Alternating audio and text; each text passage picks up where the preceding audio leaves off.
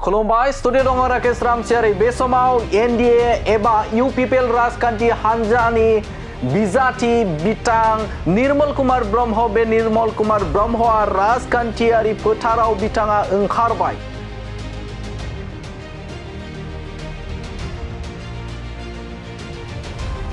बे समाव बिथाङा राजखान्थियारि फोथाराव ओंखारनानै गुबुन समाव बिथाङा गावनि मोन्दांथि थामहिनबा फैबाय थानाय समाव जे सिडली विधानसभा उफ्रा बिसायख'थि बे बिसायख'थियाव 70,000निबो गाहायाव बिथाङा भट मोना होननानै बाथ्रा बुंथिदों बिथां निर्मल कुमार ब्रह्मआ। बे बाराव थांनाय बाराव जेसेबां माने भट मोननानै देरहासार जादोंमोन एबार बांसिन नट लेस देन माने 70,000 बेबदानाव देरहागोन होननानै आं मिजिंथियो।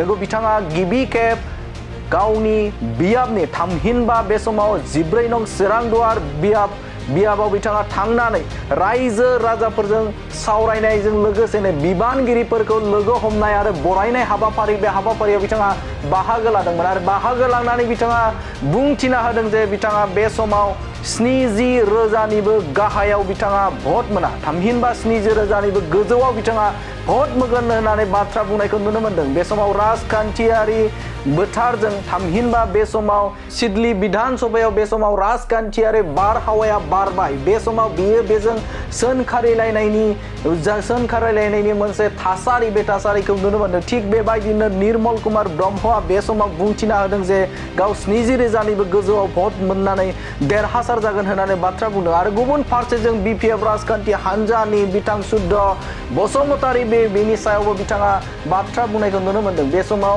सुबुंखान्थि हादोराव बयहाबो बुंनो हानाय आरो बिसायख'थि गेलेनो हायो आरो बे समावनो सुद्ध बसुमतारीखौबो बिथाङा हामलायथि बा जासिहरदों थामहिनबा इउपिपिएल राजखान्थि हान्जानि बिजाथि बिथां निर्मल कुमार ब्रह्मआ सुद्ध बसुमतारीखौ गाहाम हामलायना जासिहरदों जे बिथाङाबो रायजो राजाफोरा अनसायनाय मोन्थों होननानै बाथ्रा बुंदों बिथां निर्मल कुमार ब्रह्मआ आरो बिथाङा बुंथिदों जे बे समाव चिरां जिल्लायाव बिथाङा इउपिपिएल राजखान्थि हान्जानि चिरां जिल्ला इउपिपिएल राजखान्थि हान्जानि आफादगिरि महरै बिथाङा खामानि मावदोंमोन आरो बे ओनसोलनि थामहिनबा सिडली विधानसभानि गुबुन जायगाखौ बिथाङा मोनथिखागौ आरो रायजो राजाफोरनि जे खामानि मावनाय आरो बिथांमोननि गोसोखौ बिथाङा मोनदांखानाय बे हिसाबाव रायजो राजाफोरा गावखौनो बा गावनावनो भट होगोन होननानै बाथ्रा बुंथिदों बिथां निर्मल कुमार ब्रह्मआ आरो बिथाङा जोबथियाव बाथ्रा बुंदों जे 70,000नि गोजौआव भट मोननानै बे समाव देरहासार जागोन होननानै बुंथिना लानायखौ नुनो मोन्दों। बे समाव बिथाङा जे गिबि खेबनि थाखाय 14 नं सिरांदुवार बियाबनि मावथि बिथांखौ थामहिनबा बिबानगिरिफोरजों लोगो हमलायनाय आरो बरायनाय हाबाफारियाव बाहागो लानानै बे बाथ्राखौ बुंथिनायखौ नुनो मोन्दों। जोबोद रंजानाय मोन्दों गोसोखौ एकदम मा बुंनो बेखौ बुंनानै फोजोबनो हानाय नङा ओरैबायदि खुसि जादों। थांनाय मैयानि साननि 2टानि एसे बारनानै एनडिएनिफ्राय आंखौ माने निर्मल कुमार ब्रह्मखौ माने बिजाथि हिसाबै फोसावबाय बिथांमोना रायजोजों थानानै रायजोनि खामानि मावनांगौनि थाखाय बिथांमोना सुबिदा होबाय। बेनि थाखाय आं नंखायनो गिबियावनो आसामनि मुख्यमन्त्रि डक्टर हिमन्त बिश्व शर्मानो साबायखर बावो। लोगोसे जोंनि मानगोनां बिटिआरनि मुरब्बि तथा जोंनि दोलोनि आफादगिरि सिबिजाथाव जोंनि प्रमद बर' बिथांनिसिमबो थोजासे साबायखर बावबाय। गोबां जुदिव दंमोनब्लाबो आंखौ जे बिथाङा रायजोजों थानानै खामानि मावनो थाखाय बे सुबिदाखौ होबाय बिनि थाखायनो रोजा रोजा बिथांनिसिम साबायखर बावो। लोगोसे अगपनि आफादगिरि मानगोनां अथुल बरा बिथांनिसिमबो आं साबायखर बावदों। मानो होननानै बुङोब्ला बिथांमोना जौथुकभाबै जयेन्टलि सावरायलायनायनि गेजेरजों फाइनेलि आंखौ बिथांमोना बिजाथि हिसाबै थिरां खालामदों आरोखि बिनि थाखायनो।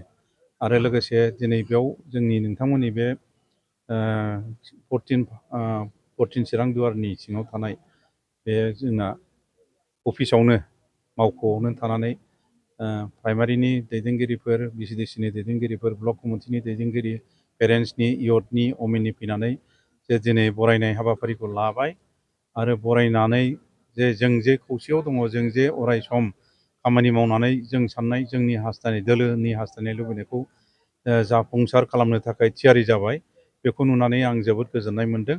आरो फैबाय थानाय समाव जोङो बे 14 चिरां दुवारनिफ्रायनो बांसिन मार्जिनखौ मोनगोन बेखौ मिजिं थिनानै लानाय जाबाय आरोखि। खेब दोलाइनिफ्राय सुद्द बसुमतारिखौ बिजाथि महरै सायख'दों। बिथांखौ मा फिनजाथाय होगोन नोंथाङा? बिथांखौ रायजो राजायासो सायख'दों होननानै बेखौथ' आं बुंनो हाला। बिथाङा राइट दङ। बिथाङाबो सासे नागरिक, भारतीय नागरिक बिथाङा, आरो डेम'क्रेसि हादोराव बयबो बिजाथि जानो हानाय मोनथाया बयहाबो दङ। बिथाङा निस्सय बिथाङाबो गेलेदों, मोजां मोनदों, आरो बिथांनिसिम आंनि जेनोखि गोसो सिंनि शुभेच्छा बेखौ आं बिथांनिसिम हरो। आरो बिथाङाबो जाहाथे रायजोजों अनसायजाथों आं बेखौ बुङो। आं बिनि बेरेखायै जेबो बुंनो आं गोसो गैया। गाव जेरैबायदि मावगोन बिनि फिथाइखौ बियो मोनगोन। मोजाङानो जाथों, बेखौनो आं बिथांनिसिम शुभेच्छा जासिहरो। नोंथांखौ माबायदि रायजो राजाफ्रा सहाय खालामगोन होनना सानदों?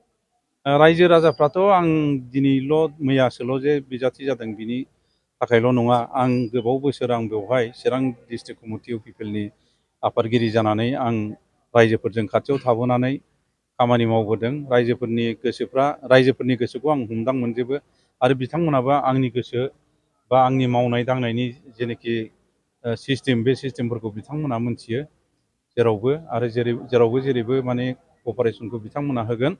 आरो आं आसा खालामो बे बाराव, थांनाय बाराव जेसेबां माने भट मोननानै देरहासार जादोंमोन, एबार बांसिन नट लेस देन माने 70,000 बेब'धानाव देरहागोन होननानै आं मिजिंथियो।